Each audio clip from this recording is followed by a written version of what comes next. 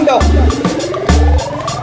Cornelio Carpio, Amboy Laurita, Baltasar,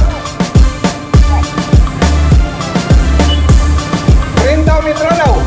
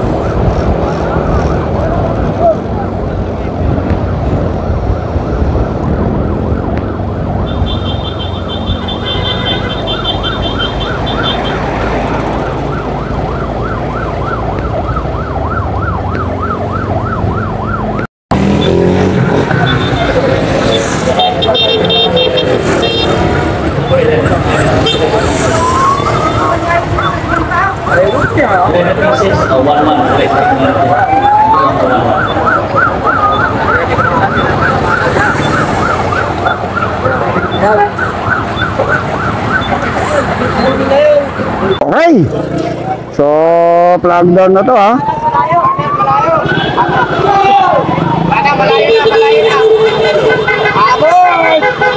So dito tayo ngayon sa All Santo Tomas.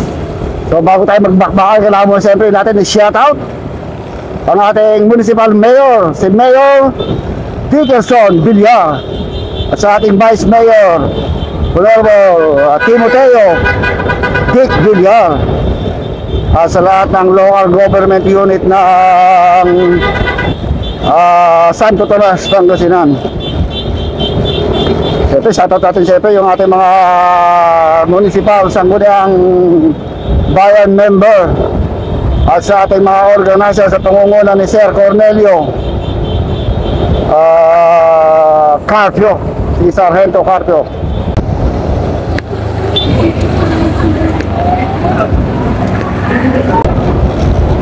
So marami rin pa mga mahihilig na bikers dito sa Santo Tomas, dahil hindi sa lingid sa inyong kalaban na taga dito si Sprinter Dominic Perez and si John Paul Laureta. Ilan na to? 2, 4, 6, 8 riders. 8 riders, ito ang ating nagbabadyang tumakas agad sa ating Mentaliton. So wala tayong kilala rito ha. So ang malaga mabidyohan natin itong ating mga riders, dahil dito sa bayan ng Santo Tomas ay town fiesta dito sa Santo Tomas, Pangasinan. So ito yung ating mga breakaway ha.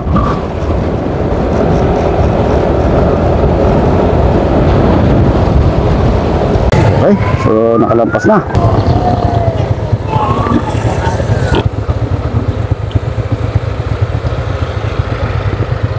Okay, so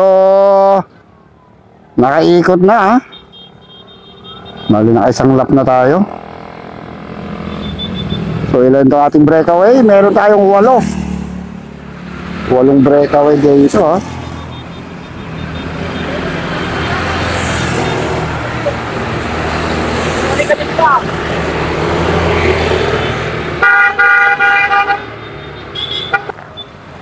So lalipad si tatay oh.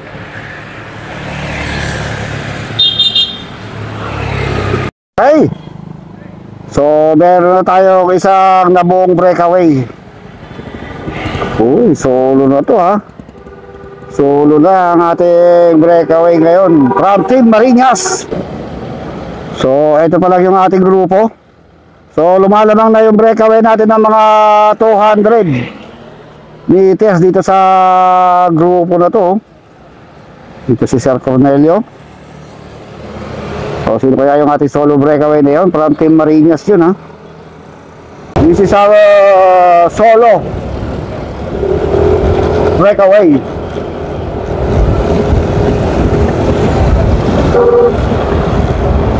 Uy, mabilis ang kagkag ni Idolo. 46 kilometers per hour. Ay, sus!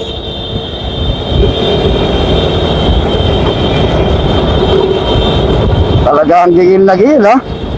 Ang tanong dito kung aabutan pa kaya siya ng ating peloton, dahil yung ating peloton 200 meters lang o 250 meters ang nilalamang dito ang ating solo breakaway. So shoutout mo natin ito mga start, team start sa na marshals natin. So talagang gigil na gigil, bumabayo, binabayo niya ng binabayo. Mabilis, 44. Bayong-bayo sila atay, ha. So napakaganda nitong ating mga masal, mahusay. Kahit medyo may masikip itong ating ruta, talagang lumiliis yung ating mga sasakyan.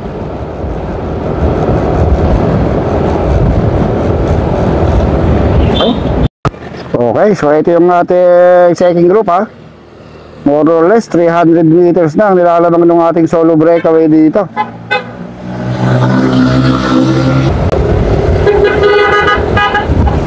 Dito sa ating second group, so ang dami nanonood dito, ha. Napakarami ng tao nanonood dito sa bayan ng Santo Tomas. Ang bayang sinilangan ni Dominic Perez, Chanto Laureta. Ayan nila! So malinis yung kalsada natin, maganda rito, ha. Talaga tumatabi, may mga bus pang dumadaan dito. Talagang nakikita ko na tumatabi talaga yung mga bus. So maghabol pa kaya. Uy, mukhang maghabol si tatay, oh. Uy, yan, ha. Bumibilis, ha.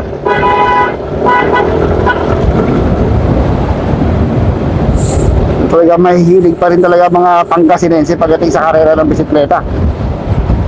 Hindi pa tatalo ang ating mga senior from Santo Tomas, Pangasinan.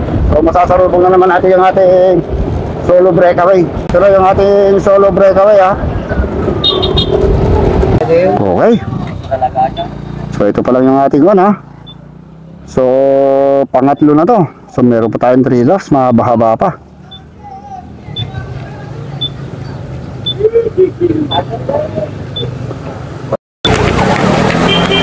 Okay, so last lap.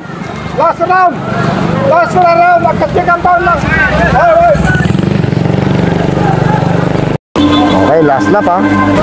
Basta. So last lap for Mr. Charlie Laureta. So pagbalik ito, remat yan, ha. Finish na. Talaga, ito pala yung tatay ni John Paul Laureta. Okay. So nakalusot tayo sa traffic. Buti na lang, hindi pa remat yan. Pero solo lang mamaya ang tatawid ito. Pagbalik ito, remat yan na. Finish line na. Ito yung tatay ni Gopo Godo Rider John Paul Laureta, si Mr. Charlie Laureta ng Santo Tomas, Pangasinan. So last 150 meters to the finish line. Talagang walang alilangan. Solong tatawid dito sa atin sa finish line. Ito ang si Mr. Charlie Laureta, tatay ni John Paul Laureta. So ayun, masasalubong natin yung second group. Dito sa second group, pagkaganap ang matinding bakbakan. So titinis muna natin itong si Mr. Charlie Laureta ng Team Marinas. Yun. So congrats. Kakabalatan dito, oh. Uy. Nagkakabalatan dito sa ating kayakan. True patigari kung sino makakadala, eh.